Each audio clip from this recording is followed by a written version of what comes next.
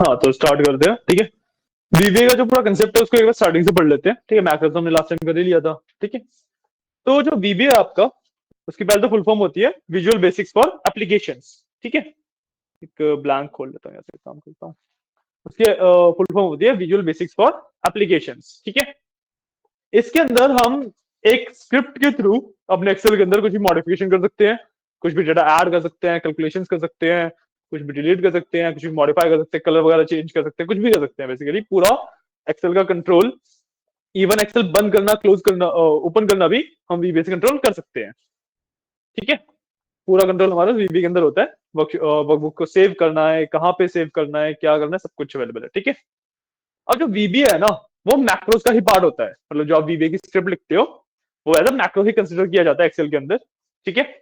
और मैक्रोस को सेव करने के लिए आपकी जो फाइल सेव होती है, नॉर्मली एक्सटेंशन क्या होता है, x S L x something like that, right. X L S x something like that होता है, राइट। तो अगर आपके जो शीट है, जो वर्कबुक है, उसके अंदर मैक्रोस लगे हुए हैं, तो उसका एक फॉर्मेट अलग होता है, जिस कॉल्ड मैक्रो अनेबल्ड वर्कबुक, ठीक है। तो excel macro enabled workbook which is XLMX something like that, ठीक है। बताऊंगा अभी कैसे क्या होता है, ठीक है। तो उसका वो फॉर्मेट रहता है। तो आप अगर नॉर्मल आपने कोई शीट बना रखी है, जैसे एक्सेल एक्सएक्स के एसएक्स के फॉर्म में, उसमें कोई शीट बना रखी है और उसके अंदर आप मैक्रो ऐड करते हो, तो सेव नहीं होगा वो मैक्रो। आप कभी भी उस फॉर्मेट में सेव नहीं कर पाओगे मैक्रो को, ठीक है। उसके अलावा फॉर्मेट अलग ही होता है, ओके। तो सबसे पहले मैंने यहाँ पे ना एक ब्लैंक वर्कबुक ही बनाई है, ठीक है। मैं इसको सेव ही करके दिखाता हूँ, मैंने कंट्रोल एस किया, ठीक है। ब्राउज करता हूँ एंड मेरे को ना लेट्स से एक मिनट तो तो यहाँ पे सेव करनी है, ठीक है। इसका नाम लेट्स से मैक्रो रख देता हूँ मैं, और बाय डिफॉल्ट XLSX ये वाला फॉर्मेट होता है, राइट। मैं यहाँ से फॉर्मेट चेंज करना पड़ेगा मेरे को, यहाँ से ना ये जो सेकंड वाला है, macro sorry excel macro embedded workbook, right. XLSM इस वाले फॉर्मेट में सेव करनी पड़ेगी मेरे को, ठीक है। तो जब भी आप मैक्रो या वीबीए इन पे कुछ भी काम करते हो अपनी वर्कशीट के अंदर, तो इस फॉर्मेट में सेव होता है, क्लियर है। इस पे मैं क्लिक करूंगा एंड सेव कर दूंगा,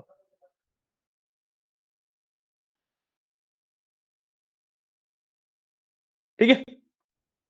इतना समझ आया, काफी बेसिक। आपने एक वर्कबुक बना ली है, सेव कर ली है, ठीक है। अब इसके अंदर एक वीबीए की स्क्रिप्ट डालते हैं, ठीक है। तो वीबीए की स्क्रिप्ट को लिखने के लिए, वर्क करने के लिए, उसके ऊपर आपको पता है कहाँ पे जाना होता है कहाँ पे होता है वीबीए का ऑप्शन, डेवलपर मोड के अंदर, ठीक है। उसके साथ तुम लैपटॉप शेयर कर सकते हो, कोई वो है ना। तो डेवलपर मोड में जाओगे, हाँ हाँ सेव कर लो ना उससे पहले, ठीक है। डेवलपर मोड में जाओगे, वहां पे तुम्हें विजुअल बेसिक सबसे पहले मिल जाएगा। यहाँ पे कट रहा है थोड़ा सा, थोड़ा सा यहाँ पे फर्स्ट ऑप्शन विजुअल बेसिक के नाम से मिल जाएगा, राइट। उस पर क्लिक करोगे, इस तरीके से तुम्हारे पास एक विंडो खुल जाएगी। चेक द रिकॉर्डिंग की रिकॉर्डिंग सही से हो रही है क्या। ठीक है, रिकॉर्डिंग, ठीक है। इस तरीके से तुम्हारी विंडो खुलती है। ये है हमारी विजुअल बेसिक्स फॉर एप्लीकेशन की या फिर वीबीए की एडिटिंग विंडो। यहाँ पे आप कोड लिखते हो, रन करते हो, एडिटिंग करते हो, नया कोड इंसर्ट वगैरह कर सकते हो। काफी मतलब जितना भी वीबीए से रिलेटेड काम है ना, सारा आपका यहीं पे होता है, ठीक है। क्लियर। और इसके अंदर वैसे तो काफी सारे ऑप्शंस हैं, बट जो आपके काम के ऑप्शंस हैं वो दो तीन ही है, ठीक है। सबसे पहले आपका काम का ऑप्शन है इंसर्ट, ठीक है। अगर आप इंसर्ट पे जाते हो सबसे ऊपर, तो इसके अंदर आपके पास तीन ऑप्शंस आते हैं। First one is user form, then module, then class module, ठीक है। जब आपको एक वीबीए की स्क्रिप्ट लिखनी होती है, तो आपको एक मॉड्यूल के अंदर लिखते हो वो स्क्रिप्ट, ठीक है। वो स्क्रिप्ट हमेशा मॉड्यूल के अंदर लिखी जाती है, ठीक है। तो आप इंसर्ट में जाके जब मॉड्यूल पे क्लिक करते हो, तो आपके पास एक वीबीए स्क्रिप्ट लिखने के लिए पैनल खुल जाता है, ठीक है। यहाँ पे अगर कर्सर आता है, यहाँ पे आप अपनी स्क्रिप्ट लिख सकते हो, ठीक है। पहला ऑप्शन तो ये है, ओके। देन जो ऊपर ये प्ले का आइकन दिख रहा है यहाँ पे, ग्रीन कलर का एरो टाइप छोटा सा, ये है आपका रन करने के लिए। आप F5 भी कर सकते हो लिखने के बाद, तो उससे भी रन हो जाएगा। बट अगर आपको आइकन चाहिए, तो वो आइकन आपको आपकी स्क्रिप्ट को रन करने के लिए यूज होता है, ठीक है। प्लस एक चीज और है कि आप इसमें जब F8 दबाते हो लिखने के बाद, तो वो लाइन बाय लाइन रन होता है, ठीक है। F5 मतलब पूरा कोड आपका रन हो जाएगा एक साथ, F8 मतलब वो लाइन बाय लाइन रन होएगा, ठीक है। डिफरेंस क्या है दोनों में, कि जब आप F5 करते हो मतलब आपकी स्क्रिप्ट पूरी हो रखी है एंड अब आपको उसको यूज कर रहे हो, काम है आपको एक्चुअल एक्सेल में उस, तब आप यूज कर रहे हो तो F5 करके रन करते हो उसे, ठीक है। बट जब आप एक VBA की स्क्रिप्ट बिल्ड कर रहे हो तो आपको पता करना है कि कहीं पे कोई एरर तो नहीं आ रहा, मैंने लॉजिकली सब कुछ सही किया है, मेरी स्क्रिप्ट एकदम अच्छे से वर्क कर रही है, ये सब चीजें वेरीफाई करनी होती है, तब आप उसे लाइन बाय लाइन रन करते हो F8 करके, ठीक है। समझ आया? F5 पूरा ना मतलब एक साथ रन हो जाएगा ना, जो वो रुकेगा नहीं एक लाइन के बाद, वैसे एक लाइन के बाद रुकता चलेगा ना वो, कि एक लाइन रन करी रुक गया, एक लाइन रन करी रुक गया, एक लाइन रन करी रुक गया, ठीक है। यूजुअली हम अभी हम स्टार्ट कर रहे हैं, हम पूरा रन करते हैं, ठीक है। लाइन बाय लाइन रन करने की नीड ही नहीं पड़ती है कभी भी, मतलब बहुत रेयरली। और आप बहुत बड़ी बड़ी स्क्रिप्ट बना रहे हो ऐसे हजार हजार दो दो हजार लाइन की, तब में भी आपको नीड पड़ सकती है, बट जो स्क्रिप्ट हम अभी बना रहे हैं उनमें नीड नहीं पड़ती, तो हम सीधा उसे रन ही कर देते हैं, ठीक है। इतना क्लियर है? अब जो हमारा नेक्स्ट पार्ट आता है वो आता है VBA का बेसिक स्ट्रक्चर, ठीक है। बेसिक स्ट्रक्चर में क्या होता है, बेसिक स्ट्रक्चर में आपका होता है कि जब भी आप कोई भी मॉड्यूल इंसर्ट करते हो तो there is some necessary things जो आपको अपनी स्क्रिप्ट लिखने से पहले करनी पड़ती है, ठीक है। एक ही है, मतलब बहुत सारी तो नहीं है। आपको अपनी स्क्रिप्ट का स्टार्ट और एंड डिफाइन करना पड़ता है, ठीक है। आप अपनी स्क्रिप्ट का स्टार्ट और एंड कैसे डिफाइन करते हैं, यूजिंग सब कीवर्ड, ठीक है। तो इस तरीके से लिखते हो आप सब, ठीक है। देन योर मॉड्यूल नेम कुछ भी लिख सकते हो, वट एवर यू वॉन्ट, सो मैं सिंपली टेस्ट लिखता हूँ एंड उसके बाद ब्रैकेट्स, ठीक है। सब, देन मेरे मॉड्यूल का नाम, देन ब्रैकेट्स, ठीक है। अब मैं यहां से एंटर करूंगा, मेरे पास ऑटोमेटिकली एंड सब आ जाता है, ठीक है। तो जो भी आप कोड लिखोगे, जितना भी कॉम्प्लेक्स लिखना है, जो भी लिखना है, सब कुछ इन दो के बीच में ही होगा, ठीक है। क्लियर है इतना? जितना भी जो भी आपको लिखना है, सब कुछ इन दो लाइंस के बीच में ही होगा, ओके। क्लियर है? ठीक है। अब सबसे पहले टॉपिक पे चलते हैं। हाँ, इसमें एक चीज और, कि मैं ना इसमें टैब्स यूज करता हूँ, जैसे मैं कुछ भी लिखूंगा ना तो मैं यहाँ पे टैब देके लिखूंगा, ठीक है। नेसेसरी नहीं होता ये टैब लगाना, it's for like better readability. जो आपकी स्क्रिप्ट लंबी होती है ना, तो टैब लगाने से रीडेबिलिटी थोड़ी सी बेटर हो जाती है, रीडेबिलिटी थोड़ी सी इंप्रूव हो जाती है, इसलिए मैं टैब लगाता हूँ, ठीक है। बट अगर आप एक लाइन में भी लिखते चले हो तब भी कोई इश्यू नहीं है, ठीक है। सो हाँ, अब ये था मेरा बेसिक स्ट्रक्चर ऑफ VBA। सबसे पहला कंसेप्ट जो आता है मेरे पास वो आता है मैसेज बॉक्स का, ठीक है। मेरे को कुछ भी पॉपअप कराना है, मेरे को कुछ भी मैसेज दिखाना है यूजर को, तो I use keyword called message box, ठीक है। काफी सिंपल सा कंसेप्ट है मैसेज बॉक्स। इस तरीके से मैं कीवर्ड लिखता हूँ अपना, और उसके बाद मैं कोड्स के अंदर कुछ भी लिख सकता हूँ, ठीक है। एंड कोड्स बंद कर दूंगा, बस इतना सही मेरी इसकी कमांड होती है, ठीक है। तो इसको अगर मैं रन करता हूँ तो मेरे पास, यहाँ से रन कर देंगे, तो इस तरीके से हेलो फ्रॉम VBA का एक मैसेज बॉक्स आ जाता है, ठीक है। काफी बेसिक है, इतना ज्यादा यूज नहीं होता ये, but still is a part of the VBA, बताया मैंने आपको, ठीक है। VBA का सबसे सिंपलेस्ट टॉपिक यही है, ठीक है। थोड़ा थोड़ा कॉम्प्लेक्स होता जाएगा आगे आगे जैसे हम बढ़ेंगे। ऑलमोस्ट इसमें प्रोग्रामिंग के काफी सारे कंसेप्ट यूज होते हैं, तो इसमें इन डेप्थ हम इतना ज्यादा नहीं जाएंगे, बट एक बार जब आप पाइथन कवर कर लेते हो, है ना, तो उसके बाद जब आप VBA को रिविजिट करोगे ना अगर एक बार, तो आपको बहुत ज्यादा अच्छे से क्लियरिटी आएगी कि हाँ मैं कोई भी स्क्रिप्ट बना सकता हूँ, कि पाइथन से आपको बहुत अच्छी खासी इन डेप्थ नॉलेज मिल जाती है लॉजिकल थिंकिंग की, ठीक है, जो कि अभी स्टैंडर्ड दे पाना मुश्किल है, राइट। ठीक है, ये काफी बेसिक था, क्लियर हुआ ये। अब इसके बाद जो हमारे पास नेक्स्ट कंसेप्ट आता है वो आता है हमारे पास वेरिएबल्स का, ठीक है। अब वेरिएबल्स होते क्या है? वेरिएबल्स अगर मैं बहुत बेसिक लैंग्वेज में समझाऊं तो इमेजिन करो एक एम्प्टी कार्डबोर्ड बॉक्स है, ठीक है, उसके ऊपर आपने लिख दिया लेट्स से क्लोथ्स, ठीक है। सो अब उस बॉक्स को देखते ही आपके माइंड में क्या आएगा कि इसके अंदर कपड़े हैं, बट जरूरी थोड़ी ना उसके अंदर कपड़े हो, मैं कुछ भी रख सकता हूँ, राइट। तो वेरिएबल बेसिकली सेम चीज होती है कि आपने एक एम्प्टी स्पेस है उसको नाम दे दिया कुछ भी, ठीक है। अब उसके अंदर आप वैल्यू स्टोर कर सकते हो, ठीक है। यूजुअली अगर मैं पाइथन की बात करूं तो उसमें जो वेरिएबल्स होते हैं मैं उसके अंदर कोई भी वैल्यू स्टोर कर सकता हूँ। But when we are talking about VBA तो इसमें क्या होता है कि मैं ना साथ में डेटा टाइप भी डिफाइन करता हूँ। डेटा टाइप मतलब स्ट्रिंग, इंटीजर। स्ट्रिंग और इंटीजर पता क्या होते हैं? इंटीजर मतलब माइनस इन्फिनिटी से लेके इन्फिनिटी तक पूरा कुछ भी आ जाए बीच में, ठीक है। एंड स्ट्रिंग्स बेसिकली आप डबल कोट के अंदर कुछ भी लिख दो, दैट बिकम्स अ स्ट्रिंग, ठीक है। तो मैं वेरिएबल का डेटा टाइप भी साथ में मेरे को डिफाइन करना पड़ता है।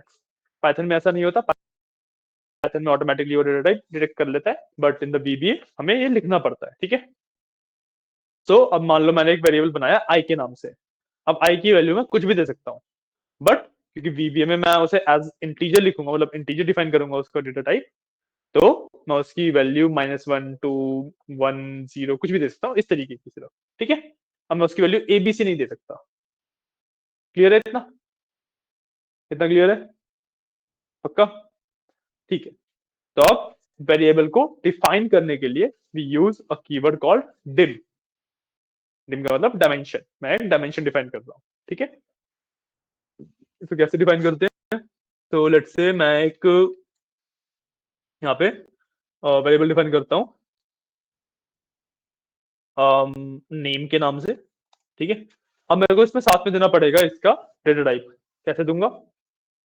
एज लेट्स से स्ट्रिंग, ठीक है। डिम नेम एज स्ट्रिंग, एक वेरिएबल और डिफाइन कर लेता हूँ एज का, ठीक है। तो डिम एज एज इंटीजर, ठीक है। दो वेरिएबल मैंने डिफाइन किए। क्लियर? मैंने यहाँ पे दो वेरिएबल डिफाइन कर दिए हैं, dim name as string and dim as as integer. Right? Right? Clear है? अब ये अभी सिर्फ मैंने डिफाइन किया है, तो मैंने वैल्यू असाइन नहीं की को भी, ठीक है। और मैं बोलूँ नेम क्या है, तो नेम कुछ भी नहीं है, अभी खाली स्पेस है ना। नेम एक एम्प्टी कार्डबोर्ड बॉक्स है, उसके अंदर कुछ भी डाला नहीं है मैंने अभी, ठीक है। सिमिलरली एज भी एक अभी एम्प्टी कार्डबोर्ड बॉक्स है, एम्प्टी वेरिएबल है, उसके अंदर कुछ भी वैल्यू नहीं है, ठीक है। तो अब मैं वैल्यू असाइन कर देता हूँ दोनों को। वैल्यू असाइन कैसे करूंगा? सिंपली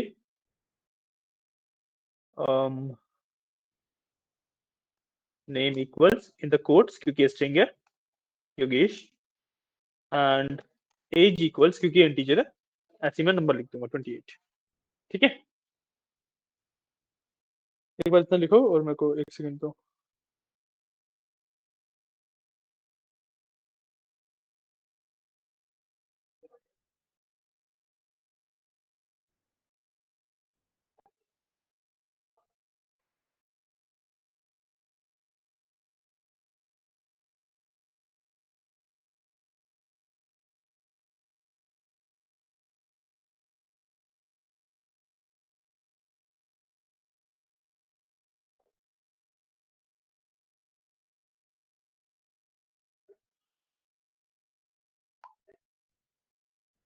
एक मिनट देना बस मेरे को, ठीक है।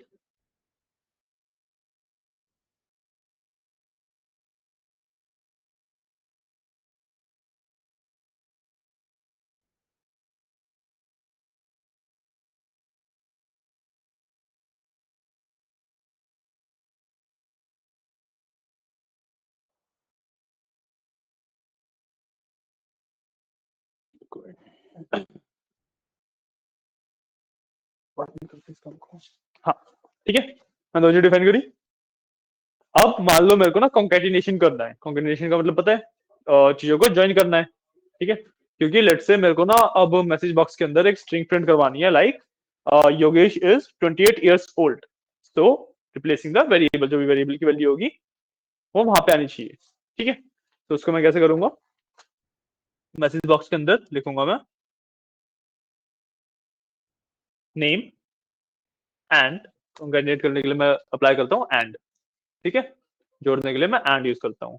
Name and space is space, दोनों तरफ स्पेस क्यों दिया? क्योंकि नेम एज इट इज आएगा, उसके बाद स्पेस नहीं आता ऑटोमेटिकली, ठीक है। तो मेरे को अपने स्ट्रिंग के अंदर स्पेस देना पड़ता है, ठीक है, तो योगेश इज आ गया, राइट।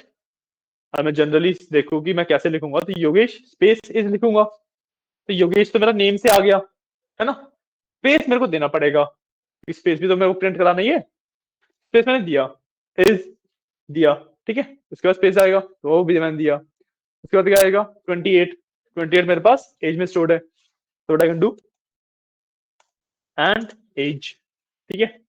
अब उसके बाद क्या देना मेरे को, ईयर्स ओल्ड, राइट। ईयर्स 28 के बाद भी स्पेस चाहिए मेरे को, तो आई will do and space years old. मैंने ऐसे लगा दिया से, समझ आया क्या किया मैंने। So Yogesh space space is space 28 space years old, यहाँ पे बीच में स्पेस है। समझ आया किस तरीके से लाइन बनी है, किस तरीके से चीजें कंकैटिनेट हुई हैं, राइट। तो मैं रन करूंगा तो आ गया, Yogesh is 28 years old, right. हाँ, किसका, बीबीए, वैब नहीं बोलते बीबीए। नहीं अभी इसका यूज पता लगेगा, अभी तो स्टार्ट ही किया है, आधा घंटा भी नहीं हुआ स्टार्ट किए हुए, ठीक है। क्लियर है इतना, क्लियर है। लिख लो एक बार ये, पानी पी के आता हूँ।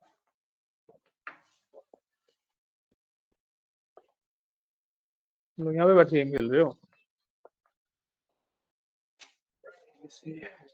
हिट नहीं है वहाँ, ये भी सही है।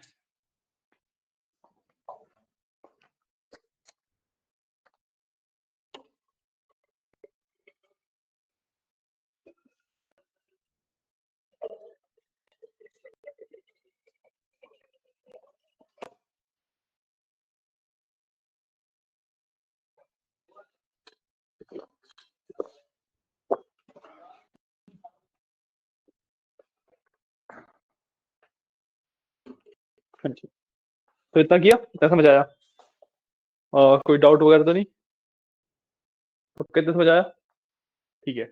अब जो आपका क्वेश्चन था, इसका यही यूज है, नहीं इसका यही यूज नहीं है, ये सिर्फ एक इसको सीखने का तरीका है। एक्चुअल क्या है, VBA से मैंने बताया कि हम क्या करते हैं, हम एक्सेल को कंट्रोल करते हैं, ठीक है।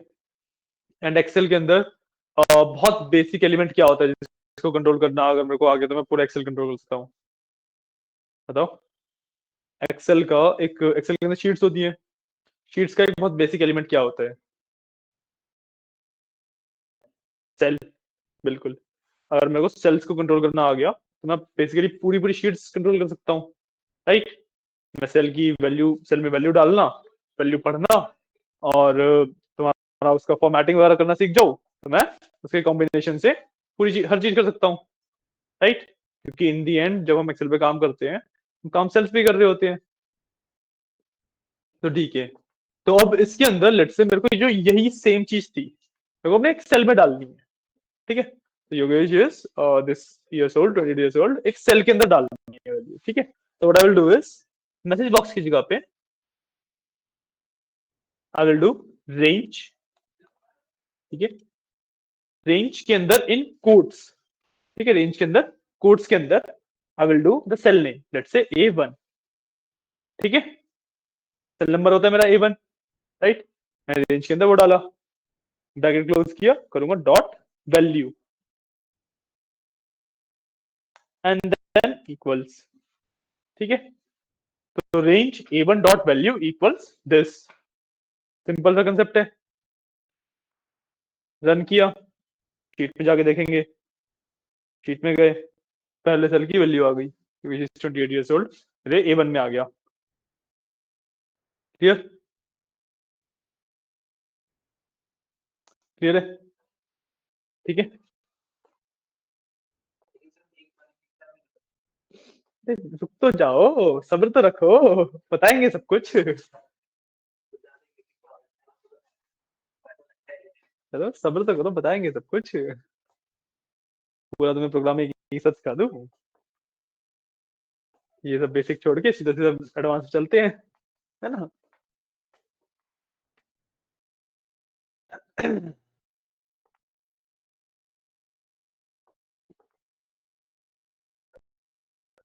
वाह, नहीं हो क्या हो गया?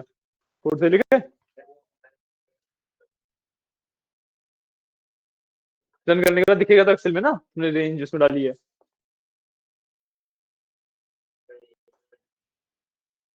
क्या रन करो। हाँ, अब रन करो। हाँ, अब एक्सेल देखो। हाँ हाँ, आउटपुट तो उसी में दिखेगा। आ गया ना? क्योंकि तुम अगर सेल एक्सेल की शीट के अंदर सेल की वैल्यू डाल रहे हो तो देखोगे तो एक्सेल में ही उसे। वो तो मैसेज बॉक्स था, मैसेज बॉक्स की प्रॉपर्टी होती है वो कि इसको बंद कर देता है वो। हाँ, और तुम इसके बाद मैसेज बॉक्स डाल दोगे तो वो फिर से वही बंद कर देगा उसे। मैसेज बॉक्स की प्रॉपर्टी रहती है। ठीक है, ना समझ आया? अब इसके अंदर जैसे मैंने A1 लिखा है, मैं इसको पूरी पूरी रेंज भी दे सकता हूँ। अगर मैं कॉलम डाल के जैसे नॉर्मली रेंज देते हैं ना, A1 से A7 दे दिया लेट से मैंने, तो रन किया, एक्सेल में जाके देखेंगे, अब सारे में आ गई। खुश?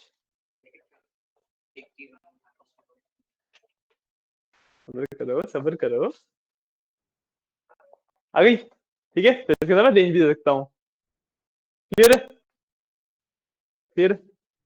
बट इस जो ये रेंज वाला कंसेप्ट है ना, इसमें प्रॉब्लम आती है। प्रॉब्लम क्या है कि अभी मेरे को पता है A1 से लेके A7 तक जाना है, या फिर एक्स में किसी कॉलम में जाना है, या जो भी है रेंज मैंने डिफाइन करी है ना? मैं VBA के थ्रू रेंज रीड नहीं कर पा रहा अभी। रेंज मतलब जैसे A1 से A7 तक मैंने डिफाइन किया अभी, है ना? मैं VBA के थ्रू रीड नहीं कर पा रहा।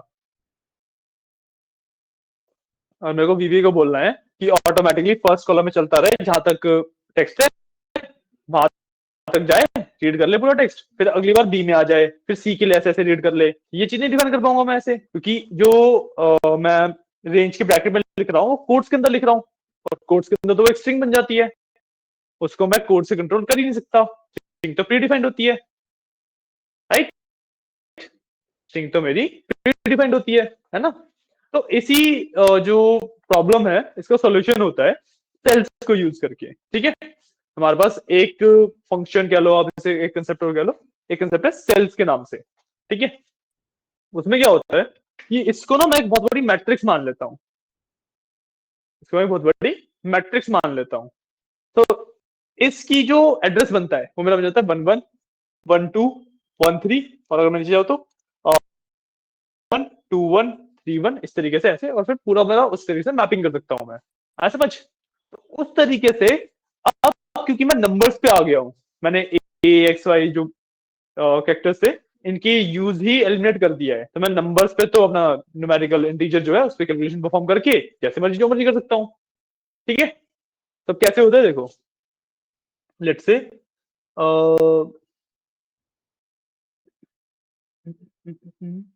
हम रेंज की जगह पे मैं लिखूंगा सेल्स। सेल्स, ठीक है। अब जैसे रेंज के अंदर मैं रेंज दे सकता था, सेल्स के अंदर मैं एक ही सेल को मेंशन कर सकता हूँ। ये प्रॉब्लम है, ठीक है, क्योंकि मैं अब अगर 1 1 लिख रहा हूँ मतलब इसमें A1 को अगर मैं रिप्रेजेंट करना है इस तरीके से रिप्रेजेंट करूंगा। A1 को अगर मेरे को रिप्रेजेंट करना है 1 1 से रिप्रेजेंट करूंगा, right. But the problem is कि अब इसको मैं आगे कैसे लेके जाऊँ, राइट। रेंज को चलाऊ कैसे, तो वो भी सीखेंगे आगे, कोई इशू नहीं है। ठीक है, हम मान लो मेरे को इसकी वैल्यू ना मैंने कुछ लिख दी थी, हम लोग खाली करनी है, तो खाली करने के लिए सिंपली दो कोट्स लगा दूंगा, वो सब क्लियर हो जाता है इससे मेरा। ठीक है, तो इसको रन करता हूँ, अब मैं अपने एक्सेल में जाके देखूंगा, जो मेरे पास A1 है क्लियर हो गया है वो। ठीक है,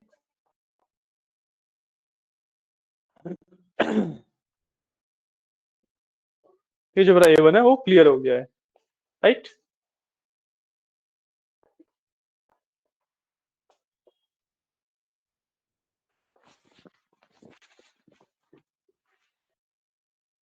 क्या इतना गुड?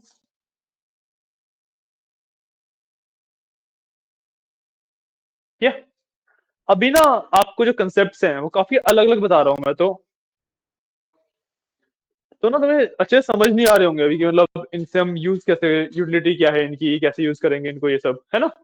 बट जब एक बार तुम्हें मैं सारे कंसेप्ट बता दूंगा ना, तुम्हें पता लगेगा कि तुम कंसेप्ट को ज्वाइन करके ऑलमोस्ट हर चीज कर सकते हो जो भी आपको एक्सेल में करनी होती है। ठीक है, तो फिलहाल अगले कंसेप्ट पे चलते हैं।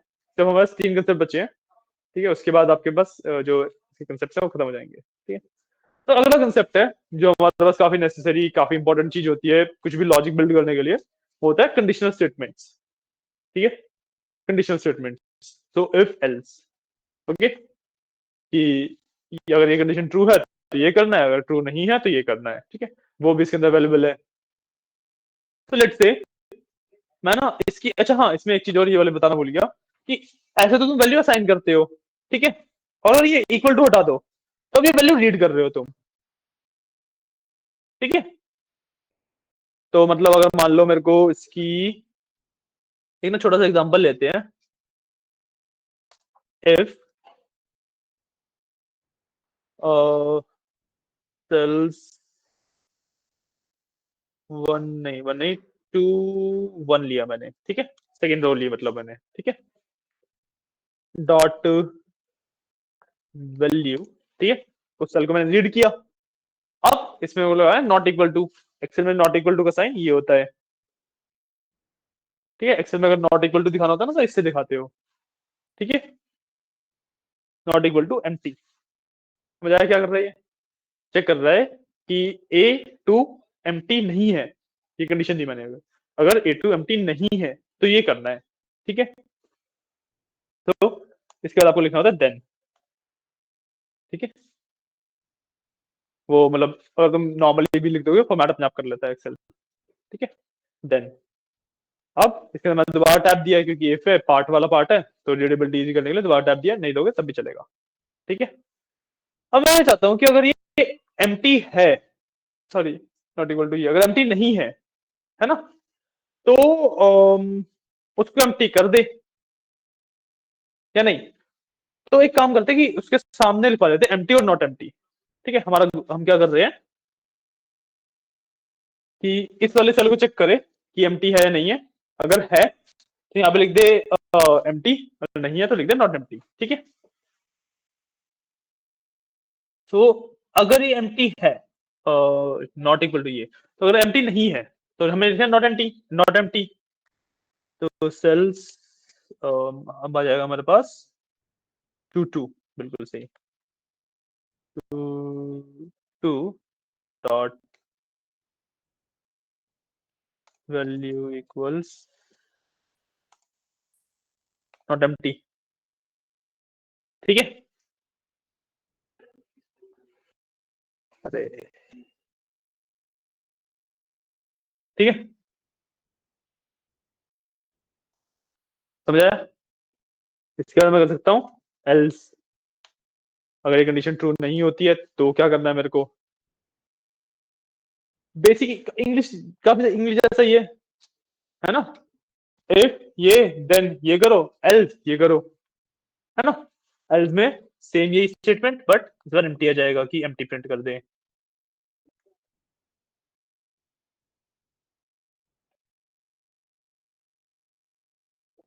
ठीक है, इस बार एम्प्टी आ जाएगा। क्लियर? और इसके बाद मेरे को लिखना पड़ता है एंड इफ। यहाँ पे मैं लिखूंगा एंड इफ। ठीक है, ये मेरी इफ स्टेटमेंट होती है। इस तरीके से इफ एल्स करता हूं मैं। ओके, तो रन करूंगा, रन, वापस जाऊंगा अपनी शीट पे, तो देखो नॉट एम्प्टी आ गया ना, क्योंकि एम्प्टी नहीं था, है ना। ये होता है आपके इफ एल्स, ये भी लिख लो। तुमने भी एक्सेस पूरा नहीं किया था क्या? सही, ये भी लास्ट टॉपिक ही है हमारा।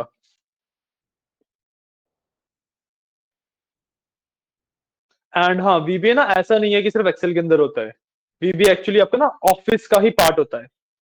तो वीबीए की जो स्क्रिप्टिंग होती है, आप एक्सेल के लिए, पावर पॉइंट के लिए, वर्ड के लिए, किसी के लिए भी कर सकते हो। ठीक है, वीबीए एंड मैक्रोस दोनों ही जो टॉपिक है वो प्रॉपर ऑफिस के टॉपिक्स हैं, सिर्फ एक्सेल में यूज नहीं होते।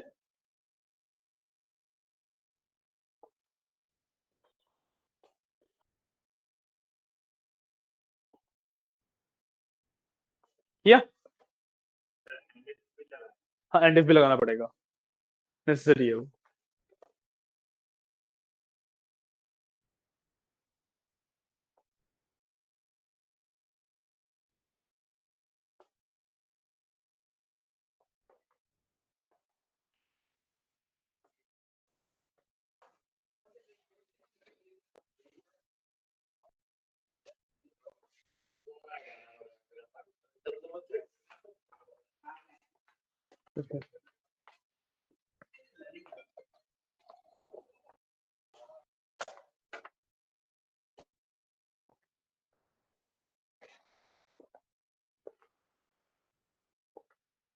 ठीक है, डन।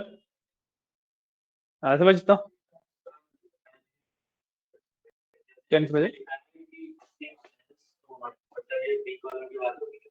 नहीं, रो कॉलम, पहला वाला रो का नंबर होता है, दूसरा वाला कॉलम नंबर।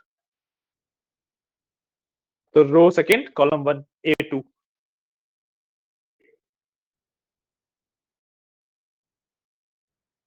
आया समझ?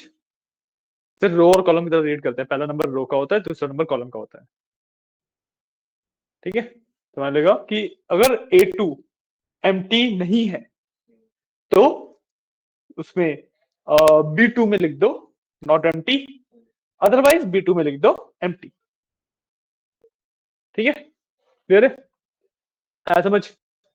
कोई इशू नहीं? ठीक है, तो ये थी हमारी कंडीशनल स्टेटमेंट्स। ठीक है, इसके बाद हमारे पास एक कंसेप्ट और बचता है, that is called loops.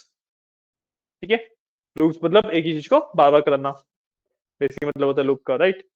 Loop अब आपके दो टाइप के होते हैं हमारे पास। ठीक है, for loop and while loop.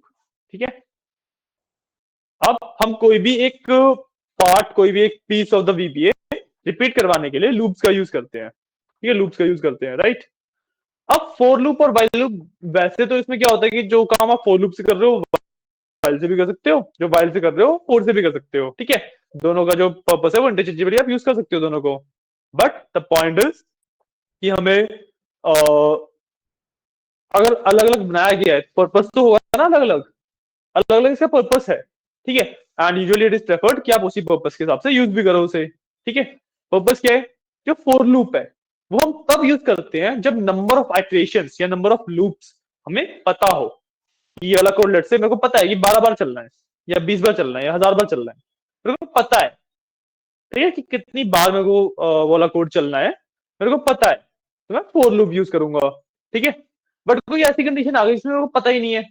अब लेट से मैं क्या कर रहा हूँ कि मेरे पास बहुत सारा डेटा है और उसके अंदर मैं रो वाइज रो जा रहा हूँ और कुछ कैलकुलेशन परफॉर्म कर रहा हूँ, तो मेरे को पता ही नहीं कि डेटा है कितना, है ना? तो इस केस में जब मेरे को नंबर ऑफ लूप्स या नंबर ऑफ स्टेप्स पता नहीं होते तो मैं वाइल लूप यूज करता हूँ। ठीक है, ऐसे ही अगर मेरे को इनफाइनाइट लूप बनाना है कि मतलब एक काम है बार बार होता रहे कंटिन्यूसली, ठीक है, तो टेक्निकली इसमें भी मेरे को पता नहीं है नंबर ऑफ स्टेप्स कितने होने हैं, इसमें भी मैं वाइल लूप यूज करूंगा। ठीक है, मान लो अगर मेरे को 50,000 बार कोई काम करना है तो कौन सा यूज करूंगा? फॉर लूप, क्योंकि नंबर चाहे जितना मर्जी बढ़ाओ, पता है ना मेरे को कितनी बार करना है। जहां पे मेरे को पता है मेरे को कितनी बार चीज करनी है वहां पे मैं फॉर लूप यूज करता हूँ, जहां मेरे को पता ही नहीं है कितनी बार होनी है वो लूप तो मैं वहां पे वाइल लूप यूज करता हूँ। सब क्लियर है? ठीक है, तब आते हैं फॉर लूप पे। मैं इफ एल्स उठाता हूँ सबसे पहले, और ना एक बार मैं शीट को भी क्लियर कर लेता हूँ अपनी, ताकि मैं आउटपुट को अच्छे से देख पाए। ठीक है, मैंने शीट भी क्लियर कर दी अपनी। ओके, तो मैं एक सिंपल सा काम करता हूँ कि मैं फॉर लूप से ना A1 से लेके A10 तक 2 का टेबल प्रिंट करा लेता हूँ। मतलब A1 में 2, A2 में 4, फिर 6, फिर 8, 10, 12, 14 ऐसे। ठीक है, काफी सिंपल कंसेप्ट है इसका। इसके लिए मैं सबसे पहले लगाऊंगा 4, राइट? तो अब इसके ना, हाँ मेरे को एक वेरिएबल और डिफाइन करना पड़ेगा, मैं ये वाले हटा रहा हूँ। ठीक है, यहाँ तक हटाते हैं, पेज को छोड़ता हूँ, ये वाला भी हटाते हैं, इसका भी काम नहीं है मेरे को अभी।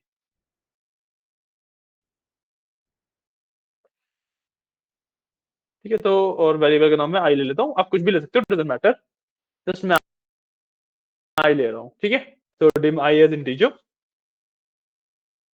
और उसके बाद मैं फॉर लूप स्टार्ट करूंगा।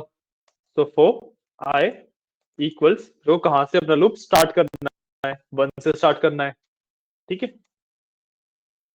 2 कहां तक जाना है, 10 तक जाना है। ठीक है, for I equal to 1 to 10। ठीक है,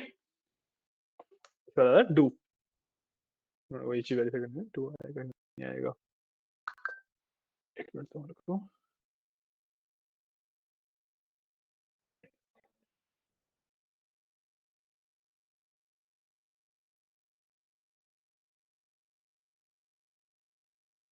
नहीं, डू नहीं आएगा इसमें।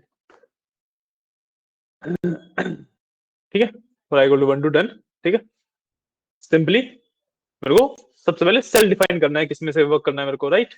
Do sales. अब क्योंकि मेरे को वैल्यू चेंज करनी है, वैल्यू किस चीज की चेंज करनी है मेरे को, रो की। कॉलम तो यही रख रहा हूं, तो क्या कर सकता हूं मैं, आई कॉमा 1 लिख दूं, आई की वैल्यू 1 2 3 हो जाएगी, आई की वैल्यू 1 2 3 4 ऐसे जाएगी, मेरे कॉलम की वैल्यू 1 फिक्स हो गई। आ समझ, तो मतलब A1 to 10 हम आइटरेट कर जाएंगे। ठीक है, आई कॉमा 1 कर दिया। ठीक है, अब इसमें कर दूंगा डॉट वैल्यू इक्वल्स, अब मेरे को आई को मल्टीप्लाई कर देता 2 से, तो आई स्टार 2, सिंपल। फर्स्ट सेल में 2 आ जाएगा, सेकंड सेल में 4 आ जाएगा। ठीक है, अब लूप को एंड करने के लिए मेरे को लिखना पड़ता है नेक्स्ट आई। ठीक है, क्लियर है, मेरा फोर लूप हो गया डन। तो मैं रन कर देता हूं, रन किया, वहां पे जाके देखेंगे आ गया। ठीक है, और इसमें एक चीज और होती है कि जैसे तुम वैल्यू इक्वल टू करके कुछ भी वैल्यू दे रहे हो ना उसे, तो उसके अंदर एक्चुअली जितने भी फॉर्मुलाज होते हैं वो सारे फॉर्मुलाज भी यूज कर सकते हो आप, कोई दिक्कत नहीं है। इक्वल टू सम लिख के कुछ भी लगा दो स्ट्रिंग के अंदर, तो वो फॉर्मुला की तरह भी एक्ट करेगा। ठीक है, तो अब लेट से मेरे को यहाँ पे बी या C2 में इसका एवरेज चाहिए, C2 में लेट से मेरे को इसका एवरेज चाहिए, तो साथ ही लगा देता हूँ इसमें वो भी। ठीक है, लूप खत्म होने के बाद आई विल डू सेल्स, अब C2 है तो 2 3 हो जाएगा, 2 3 डॉट वैल्यू इक्वल्स, कोट्स के अंदर लगाएंगे अब हम। ठीक है, और इसमें कोट्स के अंदर ले लो, इक्वल टू, यहाँ पे अब तुम्हें वो नहीं मिलेगा कि तुम एवरेज लिखते लिखते नीचे आ गया, तुमने टैब दबा दिया, वो हेल्प नहीं मिल पाएगी बस। ठीक है, तुम एवरेज का फॉर्मूला लगा सकते हो। एवरेज कहां तक लगाना है मेरे को, एवरेज मेरे को लगाना है A1 से 10 तक, राइट। तो सिंपली मैं A1 to A10 लिख दिया। ठीक है, बंद किया, डन, तो मैंने कर दिया रन। क्या हुआ, कोड सेंड क्या,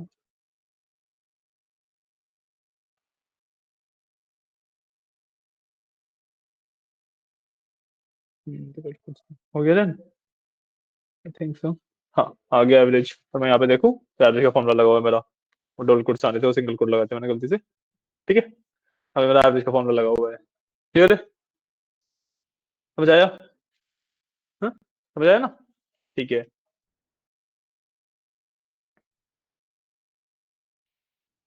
अब लेट से मेरे को ना यहाँ पे दो दो कॉलम छोड़ के आगे बढ़ना था, मेरे को यहाँ पे दो दो कॉलम छोड़ के आगे बढ़ना था, कि मतलब जैसे A1 में वैल्यू लिखी, फिर A3 पे आए, फिर A5 पे आए, इस तरीके से बढ़ना था आगे। ठीक है, तो मैं यहाँ पे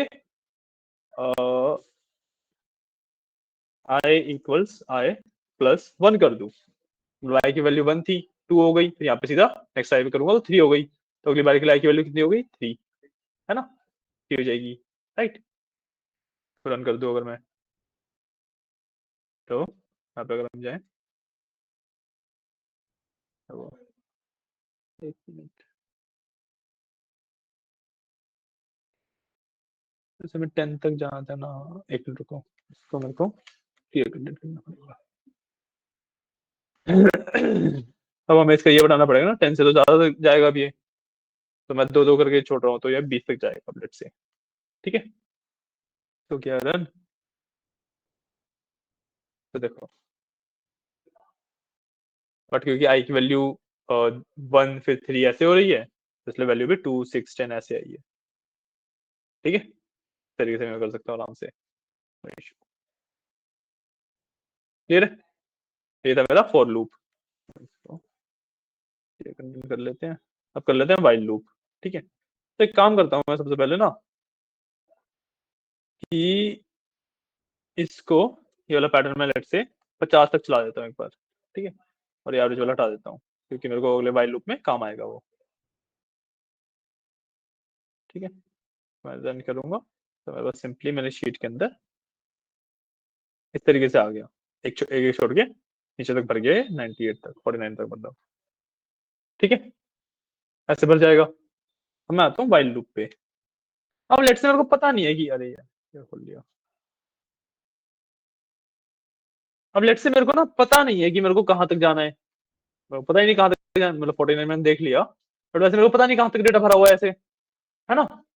और मेरे को क्या करना है, मैं सिंपली चेक करता हूँ कि अगर A1 भरा हुआ है तो B1 में डाल दे चेक्ड, अगर नहीं यार डाल दे कि नॉट एम्प्टी, और अगर A1 खाली है तो B1 में डाल दे एम्प्टी, ठीक है। A1 खाली है या भरा हुआ है, उसके हिसाब से B1 की वैल्यू अपडेट करते हैं, ठीक है।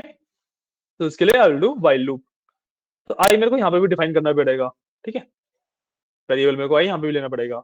अब वाइल के अंदर आई की वैल्यू मेरे को 1 से मैन्युअली डिफाइन करनी पड़ेगी, ठीक है। कहाँ से स्टार्ट करना है मेरे को मैन्युअली डिफाइन करना पड़ता है, ठीक है। अब आएगा डू वाइल, ठीक है। ऐसे मैं वैल्यू देता हूँ सेल्स, मेरे को चाहिए जो 1 ना, हाँ, तो I comma 1 dot value not empty, not equal to empty, ठीक है। जब तक एम्प्टी वैल्यू, अच्छा नहीं ये नहीं आएगा,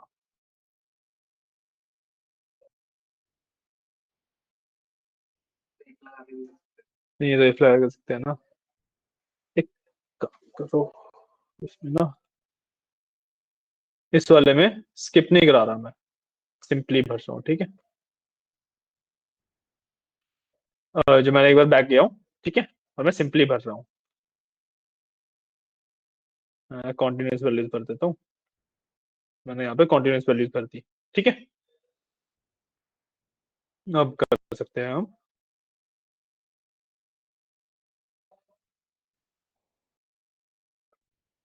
I equals 1 do while cells I comma 1 dot value not equal to empty cells I comma 2 dot value equals checked loop, ठीक है। अब हमें डू वाइल मतलब वाइल करने के लिए डू वाइल लिखना पड़ता है एक, तो उसके बाद मेरे को देनी पड़ती है कंडीशन, कि किस कंडीशन के बेसिस पे मैं इटरेशन कर रहा हूँ।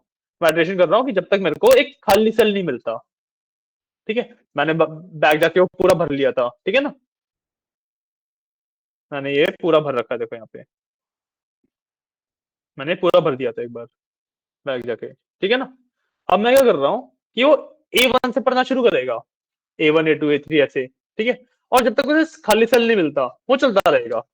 अब मेरे को नहीं पता खाली सेल कहाँ पे मिलेगा उसे, है ना, तो इसलिए मैंने लगाया कि ए वाले कॉलम में value not equal to empty, जब तक वैल्यू एम्प्टी नहीं हो जाती जब तक करना है ये काम, ठीक है। तब तक क्या करेगा कि B1 में, मतलब A1 पे जब है तो B1 में चेक लिख लेगा, अगर एम्प्टी वैल्यू नहीं मिलती है इसे तो। ठीक है, तो जितने भी मेरे पास फिल्ड कॉलम है, जहां तक मेरे पास फिल्ड कॉलम है उसके आगे चेक लिखता चलेगा बस ये। ठीक है, इतना छोटा सा काम कर रहा है ये। क्लियर है? इसको मैं रन करूंगा। अरे अच्छा, ये क्या लगता है इसमें, रन करेंगे, हो गया। जाऊंगा शीट में देखूंगा। हाँ,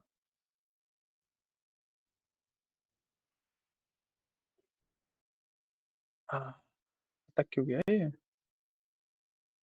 मैंने कोड को इनफिनिट लूप बना दिया क्या? while cells a value not equal to empty, क्या आसपास ही चलना चाहिए, हैंग ही कर गया है। तो यार आप लोग भी ट्राई करो, मेरा तो हैंग कर गया। आप लोग ट्राई करो, आपके चल रहा है या कैसे होता है? कोड दिखाओगे?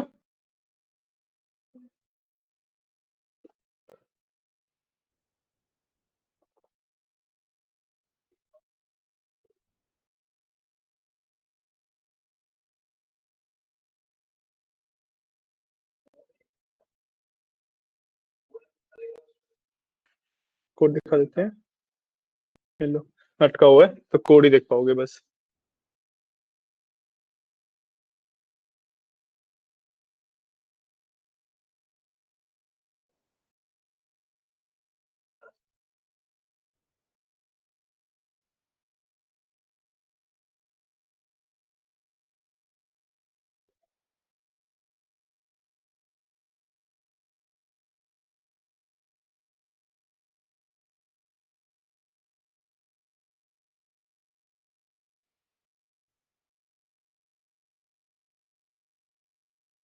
हुआ? हैंग कर गया? मैंने कुछ ऐसा कर दिया जो हैंग कर रहा है, मैं चेक करता हूँ, रुको। मैं चेक करता हूँ।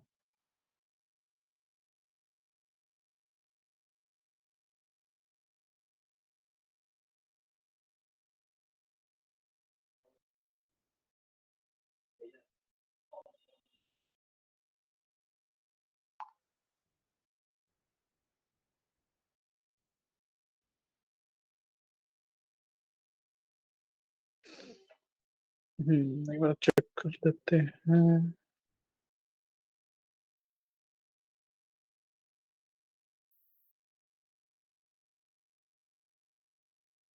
आ, ओके। हम वो थोड़ा आई के वैल्यू बढ़ाना भूल गए ना, वो वन को ही बार बार चेक किया जा रहा है। समझे क्या हो रहा है? इनफाइनाइट लूप बन गया ना ये। नहीं समझाया क्या दिक्कत है? आई की वैल्यू हमने वन दी है, तो वो सबसे पहले वन को चेक करेगा। एम्प्टी नहीं है वो, चेक लिखा, लूप में वापस आया, आई की वैल्यू तो बढ़ी नहीं, दोबारा वन को चेक किया, एम्प्टी नहीं है, चेक लिखा, दोबारा आया, एम्प्टी नहीं है, चेक लिखा। हाँ, वो बड़ी ही ना वैल्यू। एक बार रिस्टार्ट कर लेते हैं।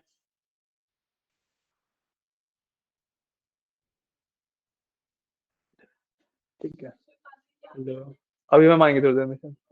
हाँ, क्लिक करते रहो, वो अपने आप रिस्टार्ट हो जाता है, ऑप्शन दे देगा अपने आप।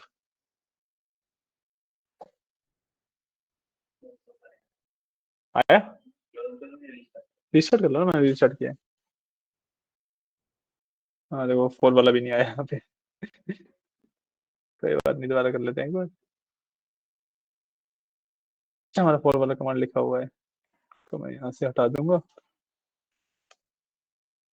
तो मैं एक बार रन करूंगा।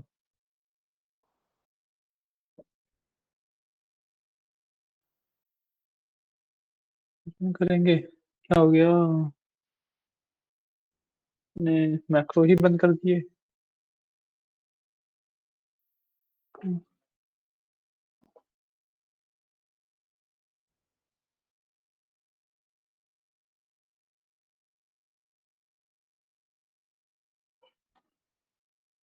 ठीक है, ये एक बार ना, शायद हमने जो कोड रखा था उसकी वजह से एक्सेल ने बाय डिफॉल्ट अपनी मैक्रोस को बंद कर दिया है। तो एक बार यहाँ पे मैक्रो सिक्योरिटी में जाके डेवलपर मोड में से यहाँ से इसको अनेबल कर देना, इसको भी अनेबल कर लेना।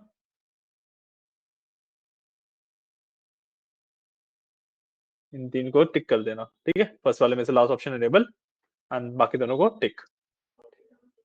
मैक्रो सिक्योरिटी, डेवलपर के अंदर मैक्रो सिक्योरिटी जो रिकॉर्ड मैक्रो के, मतलब ये हुआ कि बेसिकली हमने एक हार्मफुल कोड रन किया था जिसकी वजह से सिस्टम क्रैश हो सकता था, तो इन्फिनिट लूप चल गया था ना, सिस्टम हमारा हैंग कर गया था। तो एक हार्मफुल कोड कहते हैं, एक्चुअली उसे हार्मफुल कोड मानता है, हमने ये रन किया था, तो उसे लगा कि कोई सिस्टम के साथ टेम्पर करना चाहता है, तो उसने मैक्रोस को डिसेबल कर दिया, जैसे हमें रीएनेबल करना पड़ता है, ठीक है। हमने रीएनेबल किया, ओके।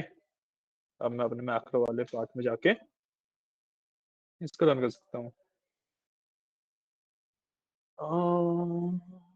अभी भी डिसेबल्ड है, एक मिनट रुको।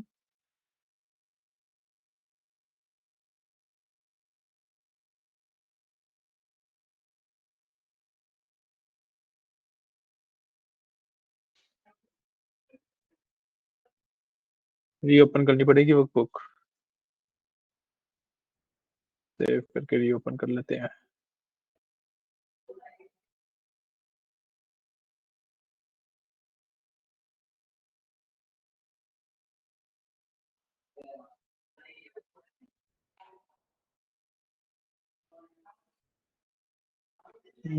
अब अगर मैं डेवलपर में जाके विजुअल बेसिक खोलूं और इसको रन कर लूं, हो गया। हाँ रन हो गया, ठीक है। अब वापस अपने उसी कोड पे जाते हैं। So I will do I equals 1 do while cells dot value, cells की वैल्यू नहीं दी हमने, I comma 1 dot value not equal to empty cells dot cells I2 मतलब B2 dot value equals checked, ठीक है। I equals I plus 1, ये नहीं किया था हमने लास्ट टाइम ना, ये लाइन रह गई थी हमारी, ठीक है। हम इसको कर देंगे, ठीक है। हम इसको रन करते हैं, रन हो गया। अब वहां पे जाके देखते हैं, देखो जहां तक लिखा होता वहां तक चेक कर गया साथ में, ठीक है। क्लियर है, तो ये कोड है, ये था आपका बेसिकली वीबीए, इतना ही था, ठीक है। अभी जो भी हमने कंसेप्ट सीखे, इन दी एंड इसके बस कॉम्बिनेशन होते हैं कि लूप के अंदर इफ लगा रहे हो, इफ के अंदर लूप लगा रहे हो, जो भी कर रहे हो, ठीक है। अगर आप बोलोगे तो एक क्लास और रख लेंगे जिसमें हम सिर्फ इसके कॉम्बिनेशन को पढ़ लेंगे, वरना अगर आप लोग कॉन्फिडेंट हो कि आप लोग ये कर लोगे, तो we will move on to our SQL, ठीक है। तो बताओ कल की क्लास एक बार कॉम्बिनेशन के लिए रखनी है या फिर आगे मूव करें? कौन सी? वो मैक्रो वाली, एक बार वो मैक्रो अनेबल किए थे ना हमने, उसके बाद वर्कबुक को रिस्टार्ट करना पड़ेगा, बंद करके खोल लो बस।